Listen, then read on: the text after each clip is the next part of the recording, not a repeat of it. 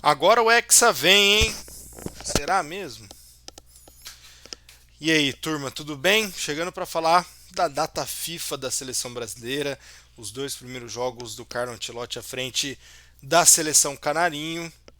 O que tiramos de positivo, o que temos de negativo e o que a gente pode esperar do trabalho do italiano daqui para frente à frente da seleção brasileira. Então, bora lá. Antes de começar o vídeo, não se esqueça de seguir e se inscrever aqui no Fala Pedro Reis, curtir o vídeo, compartilhar com seus amigos, comentar aqui embaixo a sua opinião e não se esqueça, por favor, se inscreva, que eu tô com uma meta de chegar a 1.000 inscritos até o fim desse mês. Eu só tenho mais 20 dias e eu tô vendo que vai ser bem difícil. Então, me ajude. Se você está vindo aqui pela primeira vez, seja bem-vindo.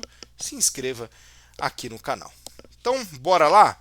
Bora falar de Brasil, de seleção brasileira e da estreia de Carlo Ancelotti, da primeira data FIFA do Carlo Ancelotti.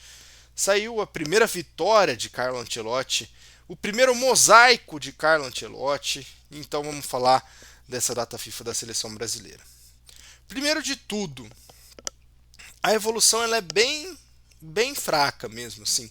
Fraca eu digo no sentido de ser pequena, não é uma evolução grande do que vinha sendo feito com o Dorival Júnior, com o Fernando Diniz, com o Ramon Menezes.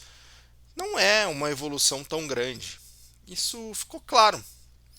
E não era para se esperar coisa a mais do que foi feito. Era nítido que a seleção brasileira ia evoluir pouco e precisava de alguns ajustes mínimos. E que foi visto logo no primeiro jogo, um jogo em que o Brasil empatou em 0-0 com o Equador. O momento defensivo do Brasil evoluiu razoavelmente bem.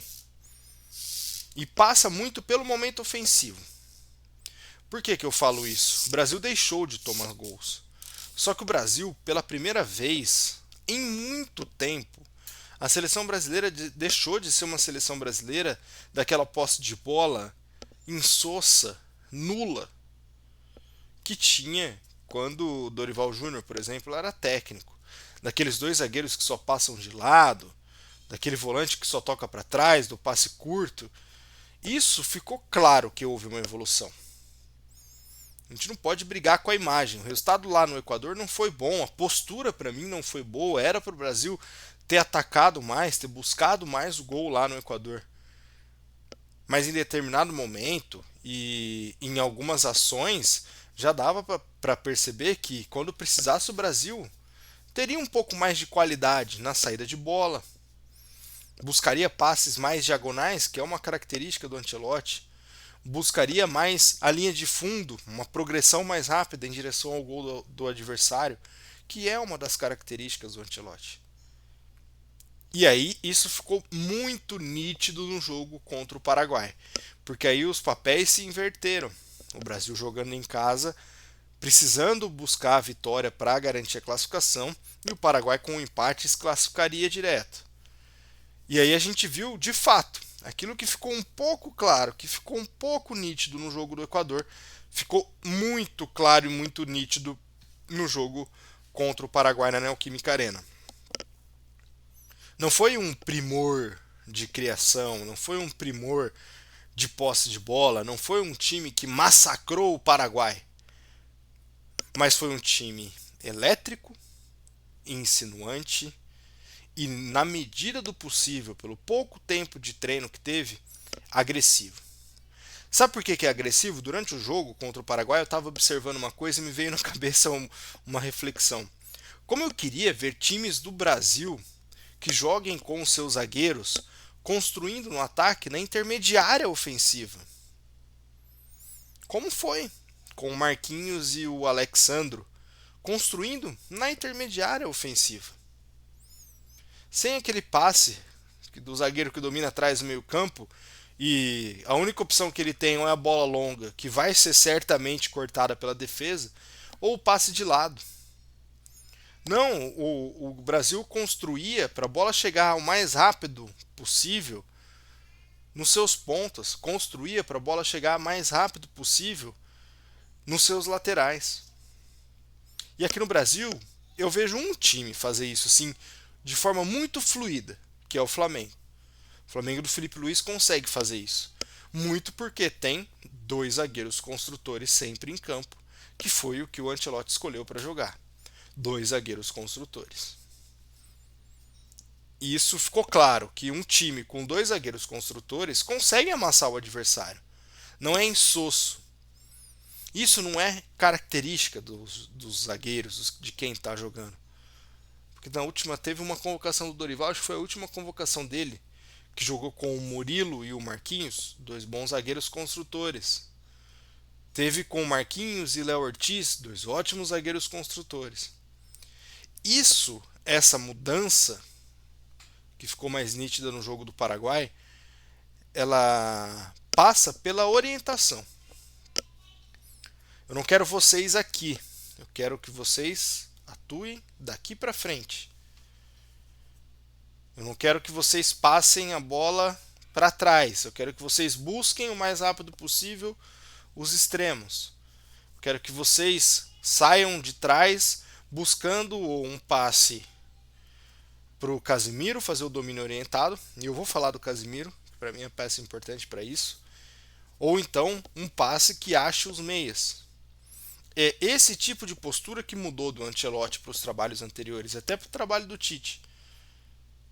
Zagueiros que constroem e que atacam. O resultado não foi as mil maravilhas, o Brasil não massacrou o Paraguai, mas ofensivamente a evolução passou por uma defesa que pensa mais ofensivamente. E hoje no futebol, o goleiro tem função tática ofensiva. Porque os dois zagueiros não teriam. E o Casemiro. O Casemiro, para mim, é a maior novidade dessa seleção.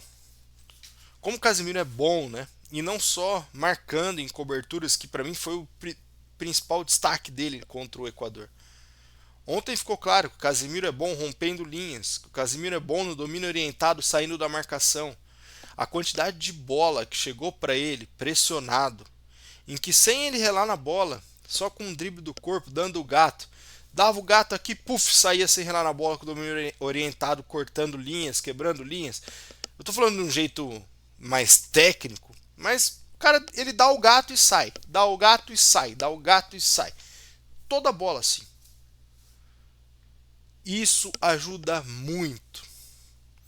É legal ter volante que pisa na bola, que toca curto, uma maravilha. Só que se você tem a possibilidade de ter um volante que vai acelerar, queira o que acelera. E esses dias eu tava vendo o Marcelo Guimarães e o Edu do Future, acho que é Edu o nome dele. Assista aí The Pitch Invaders com o Marcelo Guimarães, meu parceiro. E ele falava sobre isso. Você quer, eu acho que foi o Edu que falou, você quer ver se o time é bem treinado? Olha os volantes desse time. E aí você via, a seleção não criou, não amassou, não foi um primor, mas você olhava pro volante e falava, putz, esse time é bom. É o Casemiro. A seleção brasileira passou por um período de inércia, sem esse camisa 5, sem esse líder de meio campo, sem alguém para olhar torto. Não para a imprensa olhar torto para ele, mas para ele olhar torto para o adversário, para o árbitro, até para a imprensa. O Brasil precisava do Casemiro. E é inacreditável uma seleção que não tem tanto talento assim. Assim, tem muito talento, mas não tem um jogador com a característica do Casemiro passar tanto tempo sem convocar ele. Independente da fase, do momento, não dá para ficar sem o Casemiro na seleção. E para mim essa data FIFA ficou clara por isso.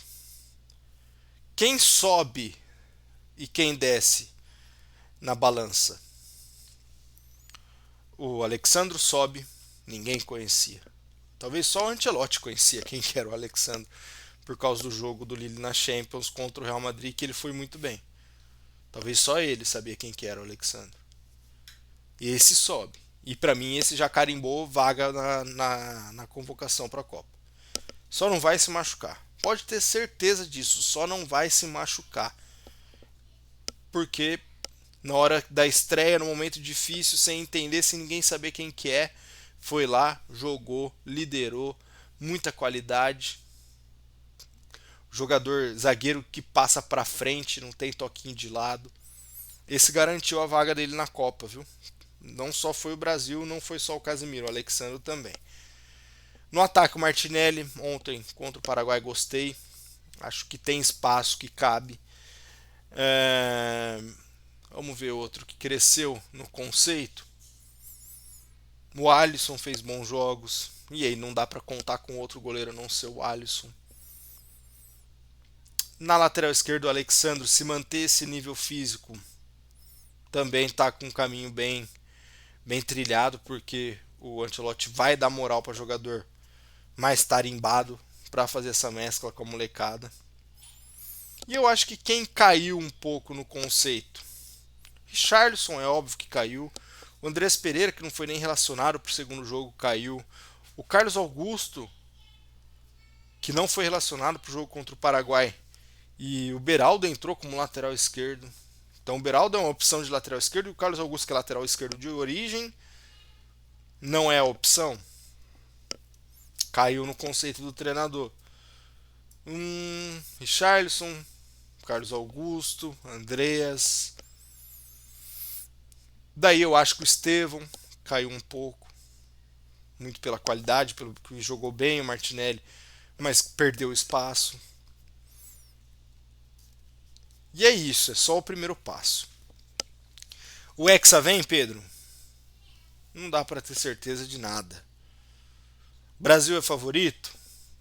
Por enquanto não. O Tilote vai ter muito trabalho em um ano para conseguir acertar essa seleção. Mas uma coisa me deixa tranquilo. Ele sabe das coisas.